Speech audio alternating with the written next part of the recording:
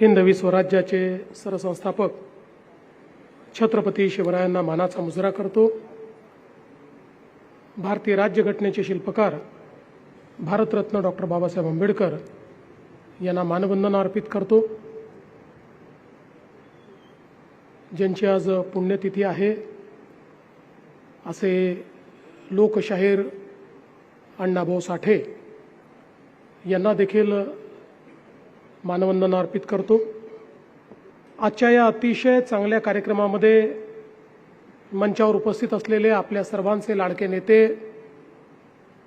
आणि संपूर्ण देशामध्ये ज्यांना विकास पुरुष म्हणून ओळखलं जातं ते माननीय नितीनजी गडकरी, आपल्या लोकप्रिय उपमुख्यमंत्री सुनेत्राताई पवार, मंत्रिमंडळातील आमचे सहकारी चंद्रकांत दादा पाटील, ज्यांच्या विभागाचा आज कार्यक्रम आहे ते शिवेंद्रसिंह राजे भोसले, राज्यमंत्री माधुरीताई मिसाळ, खासदार श्रीरंगप्पा बारणे, महापौर मंजुषाताई नागपुरे, सन्माननीय आमदार भीमराव अण्णा तापकीर, राहुलजी कुल, उमाताई खापरे, योगेशजी टिळेकर, अमितजी गोरखे, विक्रमजी काकडे, सुनीलजी कांबळे, बापूसाहेब पठारे, सुनीलजी शेळके, चेतनजी तुपे, शंकरजी जगताप, बाबाजी काळे, हेमंतजी रासने, शंकरजी मांडेकर, ज्ञानेश्वरजी कटके,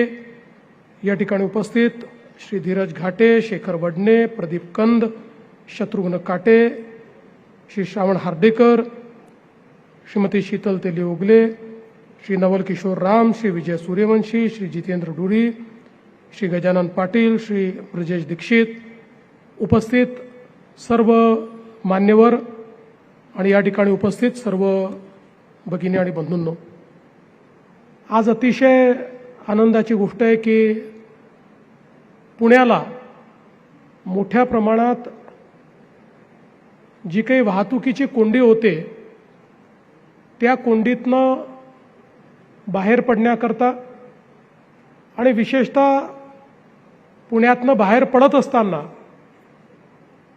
जो काही वेळ लागतो, आपल्या ज्या महत्त्वाच्या औद्योगिक वसाहती आहेत या औद्योगिक वसाहतींना जोडणारे जे रस्ते आहेत याच्यावरचं जे ट्रॅफिक कंजेशन आहे, या सगळ्या गोष्टींवर अतिशय उत्तम अशा प्रकारचा उपाय म्हणून जे 3 अतिशय महत्त्वाचे एलिव्हेटेड रोड्स हे आपण करतोय, आज त्याचं भूमिपूजन या ठिकाणी आपण केलेलं आहे।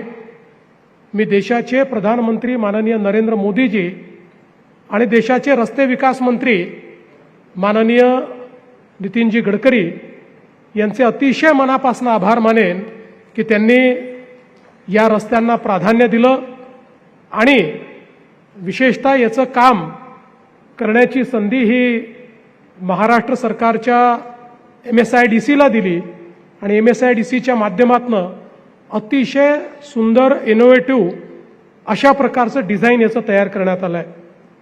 नितीनजींनी अनेक गोष्टी या ठिकाणी सांगितल्या, कशा प्रकारचा रेकॉर्ड आता नव्याने या ठिकाणी तयार होतोय। Elevated double decker longest road अशा पद्धतीचा रेकॉर्ड तर त्यांनी सांगितला, पण एक गोष्ट सांगायला कदाचित ते विसरले की एक नवीन पद्धती पण या 3 रस्त्यांमध्ये होते।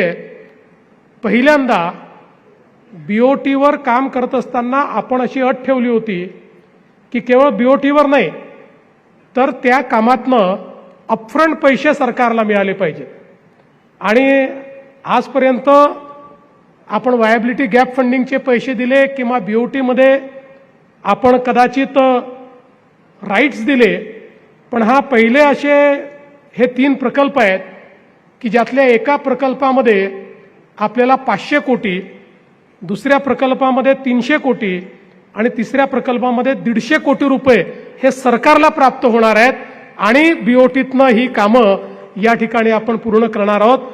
अशा प्रकारचं एक अतिशय इनोव्हेटिव्ह हे मॉडेल या ठिकाणी तयार करण्यात आलेलं आहे, ज्यामुळे आपल्याला लँड ॲक्विजिशन असेल, बाकी गोष्टी असतील किंवा इतर अनुषंगिक गोष्टी असतील, याच्यामध्ये निश्चितपणे त्याचा एक मोठा फायदा होणार आहे. पुणे शिरूर मार्ग आत्ताच आपल्याला सांगितलं, जवळपास 7,515 कोटी रुपये, 53.4 किलोमीटरची लांबी, यातलं 35 किलोमीटर चौपदरी उन्नत आणि त्याखाली 4 पदरी जमिनीला समांतर मार्ग, म्हणजे एलिव्हेटेड मार्गही आहे आणि खाली जी काही गावं येतात, वस्त्या येतात, शहरं येतात, त्यांना जोडण्याकरता खालूनही मार्ग आहे. असं दुहेरी, ज्यांना थेट जायचं आहे ते वरून जातील, ज्यांना मध्ये जायचं आहे ते खालून जातील.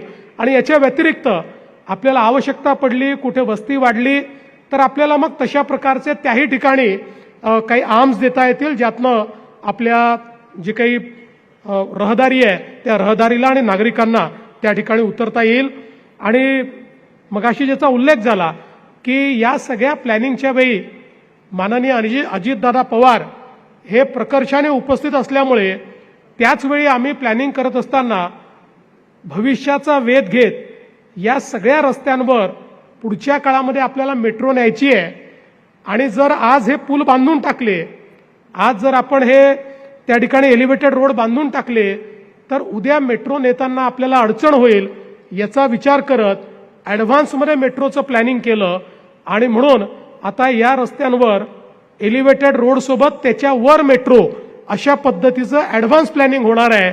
म्हणजे मेट्रो येईल तेव्हा येईल, कदाचित त्याला थोडा वेळ लागेल, आम्ही अजून 6 महिन्यांनी त्याला मान्यता देऊ, पण त्याच्याकरता संपूर्ण व्यवस्था त्या ठिकाणी असेल आणि 40% या एका डिझाईनमुळे मेट्रोचा खर्च आपल्याला किमान त्या ठिकाणी कमी करता येईल. अशा पद्धतीची व्यवस्था या रस्त्याच्या माध्यमातून आपण निश्चितपणे केलेली आहे. आणि म्हणून मला असं वाटतं, खरं म्हणजे पहिल्यांदा हा प्रयोग नागपूरला झाला.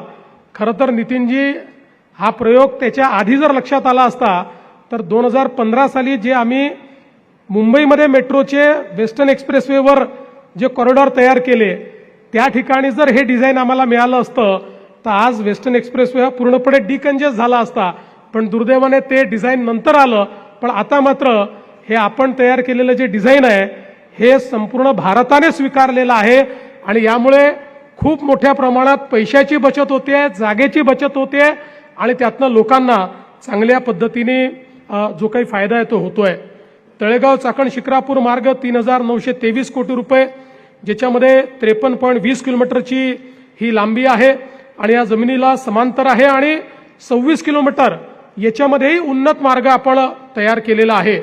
याच्यामध्येही जवळपास 300 कोटी रुपयाचं अपफ्रंट प्रीमियम हे आपल्या महाराष्ट्र सरकारला त्या ठिकाणी प्राप्त झालेलं आहे. त्यामुळे मला असं वाटतं की एक अतिशय इनोव्हेटिव्ह, मला असं वाटतं महाराष्ट्रातच नाही संपूर्ण देशामध्ये नितीनजींच्या नेतृत्वात खूप वेगवेगळ्या प्रकारचे ज्याला म्हणतो प्रोजेक्ट्स तयार झाले, त्याचे डिझाईन तयार झाले आणि त्याचे फायनान्सिंग पॅटर्न्स तयार झाले. आता हा एक नवीन पॅटर्न आपण शोधून काढलेला आहे आणि त्यातनं ज्या ठिकाणी खूप मोठ्या प्रमाणात रहदारी आहे, वाहतूक आहे, जिथे जास्त वाहनं जातात त्या ठिकाणी कदाचित नुसतं बीओटी आपण केलं असतं तर यातला बराचसा जो काही फायदा आहे हा विकासकाला गेला असता. तो फायदा राज्य सरकारकडे कसा घ्यायचा ह्याचाही फायदा आपण या माध्यमातून केलेला आहे. आणि त्यामुळे पुढच्या काळामध्ये अगदी JNPT पासनं आपल्याला सहज या ठिकाणी छत्रपती संभाजीनगर, पुणे, पिंपरी चिंचवड सगळ्या औद्योगिक वसाहतीपर्यंत जाण्याकरता एक महत्त्वाचा फायदा यातनं होणार आहे. हडपसर ते यवत हा जो मार्ग आहे हाही जवळपास 5,262 कोटी रुपयाचा आहे. याच्यामध्ये 31 किलोमीटर याची लांबी आहे, 25.80 किलोमीटरचा जवळपास 6 पदरी उन्नत मार्ग आहे, 31.65 किलोमीटरचा समांतर 6 पदरी, म्हणजे वरही 6 पदरी आणि खाली 6 पदरी. आपण विचार करू शकता आज आपण ज्यावेळेस इथनं जातो त्यावेळेस आपल्याला काय ट्रॅफिकचा सामना करावा लागतो, पण 6 पदरी रोड खाली आणि 6 पदरी रोड वर केल्यानंतर सीमलेसली आपण जाऊ शकू. 50 मिनिटाचा वेळ हा किमान आपला त्या माध्यमातनं वाचणार आहे. त्यातनं आपलं डिझेल, पेट्रोल सगळं वाचणार आहे, प्रदूषण कमी होणार आहे आणि याही प्रकल्पातनं जवळपास 250 कोटी रुपये अपफ्रंट आपल्याला या ठिकाणी प्रीमियम मिळालेला आहे. आणि म्हणून अतिशय चांगल्या पद्धतीनं ही सगळी या ठिकाणी कारवाई जी आहे ती आपण करतोय. पुढच्या काळामध्ये नव्या पुरंदर विमानतळाशी कनेक्टिव्हिटी देखील वाढवण्याचं काम आपण या ठिकाणी करतो. मी आत्ताच श्रावण हर्डीकरशी चर्चा केली आणि आपला जो दिवे घाट आहे, या दिवे घाटामध्ये जर आपण एक ट्विन टनेल तयार केला आणि त्या ठिकाणी ट्विन टनेलच्या माध्यमातून जर आपण मेट्रो आणि रस्ता हा त्या टनेलमधनं नेला तर पुरंदर एअरपोर्टला जाण्याकरता आपला जो वेळ आहे हा अतिशय कमी होईल आणि सिग्नल फ्री पद्धतीनं आपल्याला मोठ्या एका स्ट्रेचमध्ये पुरंदर एअरपोर्टला पोहोचता येईल. पूर्वी लोकांना असं वाटायचं पुरंदर एअरपोर्ट हे केवळ एक स्वप्न आहे, पण मी निश्चितपणे या ठिकाणी सांगू इच्छितो की आता 50% जास्त ॲक्विजिशन पैसे देऊन पूर्ण झालेलं आहे. त्यामुळे आता आम्हाला त्याचं टेंडर काढता येईल आणि 91% लोकांनी स्वतः त्याच्याबद्दल आपली संमती दिलेली आहे. आता केवळ त्यांच्या खात्यामध्ये पैसे जाणं बाकी आहे. पैसे डुडी सगळे आपल्याला मिळालेलेच आहेत, त्यामुळे पैशाची कुठलीही कमतरता नाही. त्यामुळे आता जवळपास ऑगस्टपर्यंत हे ॲक्विजिशन पूर्ण होईल आणि मला सांगताना आनंद वाटतो की देशाच्या इतिहासातलं फास्टेस्ट ॲक्विजिशन आजपर्यंत कुठल्याही विमानतळाचं इतक्या वेगानं 6 महिन्यात संपूर्ण ॲक्विजिशन पूर्ण होणं हा एक रेकॉर्ड आहे. त्यामुळे मला असं वाटतं की निश्चित जिल्हा प्रशासन, त्यानंतर MIDC असेल, वेगवेगळे आपले जे काही सगळे या ठिकाणी अधिकारी असतील, सगळ्यांचं मी अतिशय मनापासून अभिनंदन करतो की इतक्या फास्ट आपण हे केलेलं आहे आणि आमचा प्रयत्न असेल की यावर्षीच याचं सगळं टेंडर प्रक्रिया पूर्ण होऊन याचं काम सुरू व्हावं आणि जोपर्यंत हा एअरपोर्ट तयार होईल तोपर्यंत मेट्रो आणि रस्ता डेडिकेटेड या ठिकाणी पोचला पाहिजे. आणि त्या दृष्टीने मला विश्वास आहे की पुढच्या काळामध्ये हे काम देखील आपण हातामध्ये घेऊ. आणि हे सगळं करत असताना खरं म्हणजे आता या तिन्ही रस्त्यांना 4 वर्षाची वेळ आपण दिली आहे, पण आमचं या टर्मचं आयुष्य हे 2029 पर्यंतच आहे आणि तुम्ही 2030 सांगता, म्हणजे पुढच्या वेळेस आम्ही येणारच आहोत, तो प्रश्न नाही आहे. पण शेवटी आमचं जे काही राजकीय आयुष्य असतं ते एकेका टर्मचं असतं. त्यामुळे हे जे 4 वर्ष तुम्ही म्हटलेले आहेत, आम्ही सगळ्या अडचणी तुमच्या दूर करतो आहोत आणि BOT आहे, लवकर झालं तर फायदा मिळणार आहे. त्यामुळे तुम्ही प्रयत्न केला तर मला विश्वास आहे की 3.25 ते 3.5 वर्षामध्ये हे काम निश्चितपणे या ठिकाणी पूर्ण केलं जाऊ शकतं आणि म्हणून त्या वेगानं हे काम आपण पूर्ण करावं अशा प्रकारची माझी तुम्हाला विनंती आहे. खरं तर आपण पाहू शकतो की गडकरी साहेबांनी सांगितले खरं आहे, पुणे आणि पिंपरी चिंचवड 2011लाच 50 लाखाच्या वर गेलं. आता कदाचित नवीन पुढच्या वर्षी जेव्हा आकडे येतील त्यावेळी 80 लाखाच्या वर ही 2 शहरं मिळून जातील. आता हे एक प्रकारे सगळ्यात मोठं अर्बन ॲग्लोमरेशन म्हणून याच्याकडे आपण पाहतो. पण त्याचसोबत हे आपलं ग्रोथ इंजिन आहे. जवळपास 6.25 लाख कोटीचं या ठिकाणी GDPचं कॉन्ट्रीब्युशन देणारी 2 शहरं आहेत. आणि पुढच्या काळामध्ये पुणे ग्रोथ हब ही जी काही आपण या ठिकाणी संकल्पना मांडलेली आहे, या ठिकाणचे जे काही इतर प्रकल्प आपण करतो, मग पुण्याचा आउटर रिंग रोड आहे, इनर रिंग रोड आहे, SCMTR आहे, या सगळ्यामुळे आणि आता हे जे 3 रस्ते आपण करतोय, परत आपण पुणे ते नाशिक रोड फाटा ज्याचा आपण उल्लेख केला, 130 कोटी रुपये द्यायचे, ते आम्ही एका 15 दिवसात देऊन टाकू आणि त्याचंही ॲक्विजिशन करून टाकू, म्हणजे त्याचंही भूमिपूजन आपल्याला इमिजिएट करता येईल. तर त्याही दृष्टीने मला असं वाटतं की आता आपलं जे नितीनजी मार्गदर्शन आहे, आता PMRDAच्या माध्यमातून वेगवेगळ्या प्रकारच्या आम्ही ज्या काही त्या ठिकाणी टाउन प्लॅनिंगच्या योजना करतोय, या योजनांच्या पाठीमागचं आमचं उद्दिष्टच हे आहे की आता सगळा लोड हा पुण्यावर किंवा पिंपरी चिंचवडवर न आणता PMRDA क्षेत्रामध्ये छोटे छोटे अर्बन ॲग्लोमरेशन्स तयार व्हावेत, त्या ठिकाणी छोटे शहरं तयार व्हावेत, त्या ठिकाणच्या टाउनशिप्स तयार व्हाव्यात आणि त्यातनं हे लोड थोडं डिस्ट्रीब्यूट होऊन आणि आपल्याला पुढच्या काळामध्ये जे काही आपलं हे ग्रोथ इंजिन आहे, या ग्रोथ इंजिनचा फायदा हा निश्चितपणे घेता आला पाहिजे.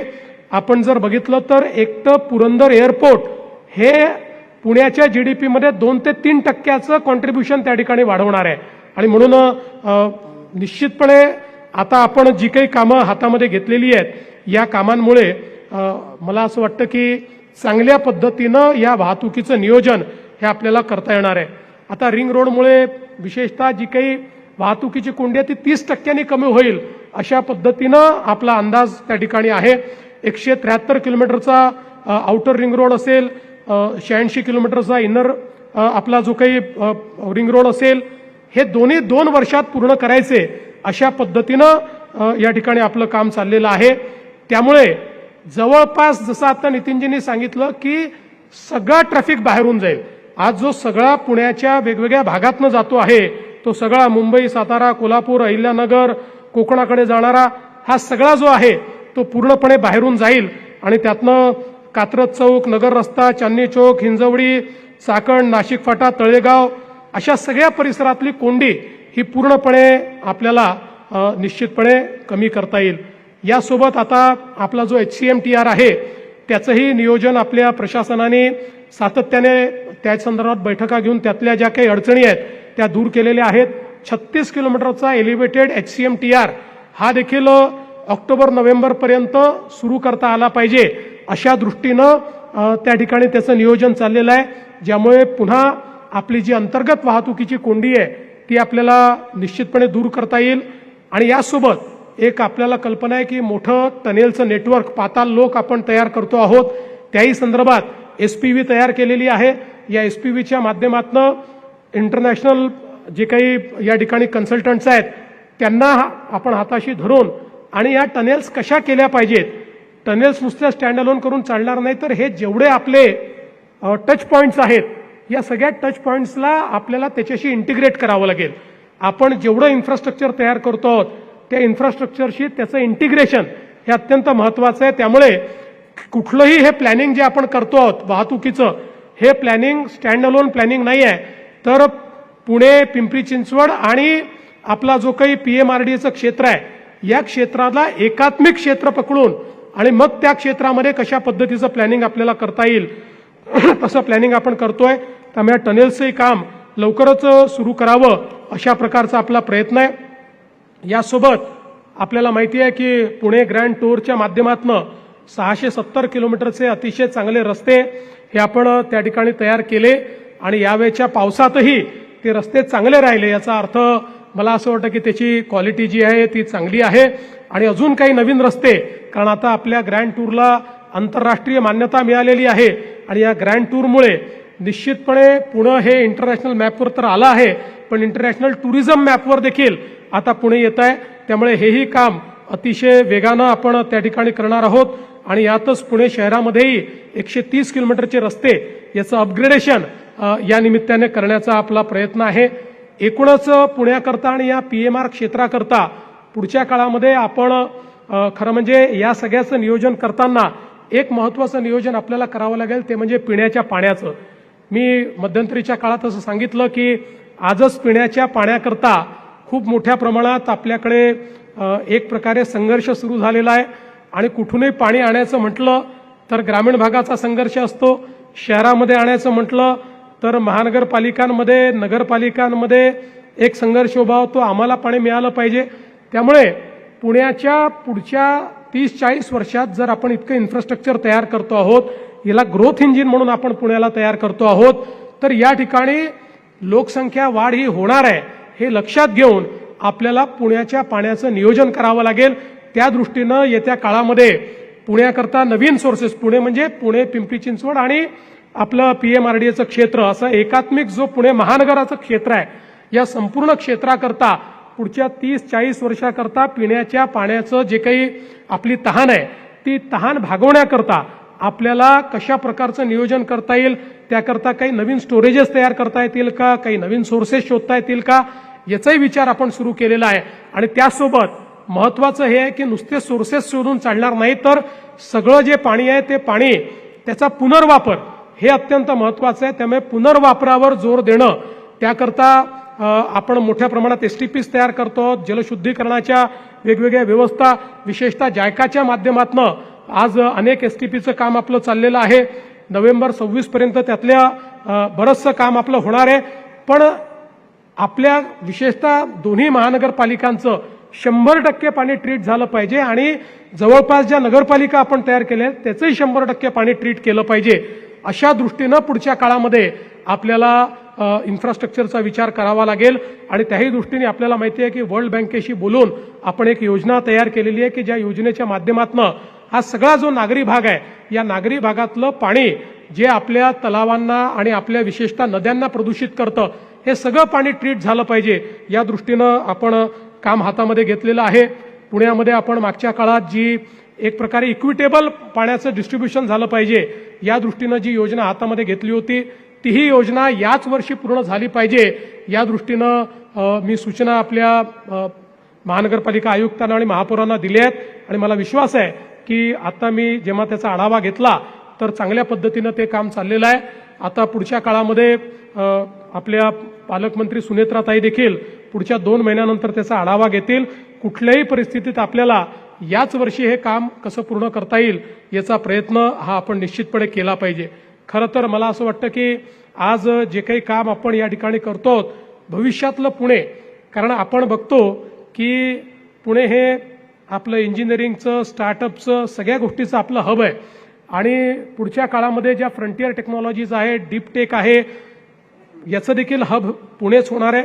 आज देशामध्ये जे जीसीसीचं रिव्होल्युशन सुरू झालेलं आहे या जीसीसीमध्ये जवळपास 35% जीसीसी या एकट्या पुण्यामध्ये या ठिकाणी देशातल्या तयार होऊ घातलेल्या आहेत, होत आहेत आणि होणार आहेत.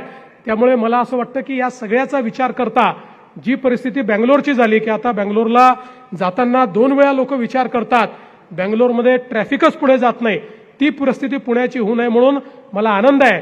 माननीय गडकरी साहेब असतील, केंद्र सरकार, राज्य सरकार, मागच्या काळामध्ये अजितदादा, शिंदे साहेब, आपले चंद्रकांत दादा असतील, आमच्या माधुरीताई असतील, सगळ्यांनी मिळून सातत्याने विचार करून पुण्याला ती परिस्थिती येऊ नये म्हणून आपण अहेड ऑफ द टाइम कसं औषू शकू अशा प्रकारच्या सगळ्या प्रोजेक्ट्सचा आपण कन्सेप्ट केलेला आहे आणि केवळ कन्सेप्टच्या स्टेजवर आपण नाही आहोत.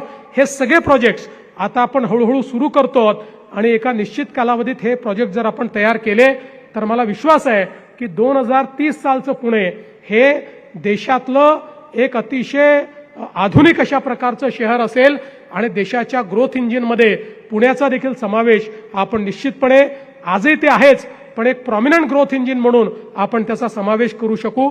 मी पुन्हा एकदा केंद्र सरकारचे, आपल्या पीडब्ल्यूडी विभागाचे आणि पुण्याच्या सगळ्या अधिकाऱ्यांचं अतिशय मनापासून या ठिकाणी अभिनंदन करतो, त्यांचे आभार मानतो आणि आपल्या सगळ्यांचं अतिशय मनापासून अभिनंदन करून मी माझे 2 शब्द संपवतो. धन्यवाद. जय हिंद, जय महाराष्ट्र.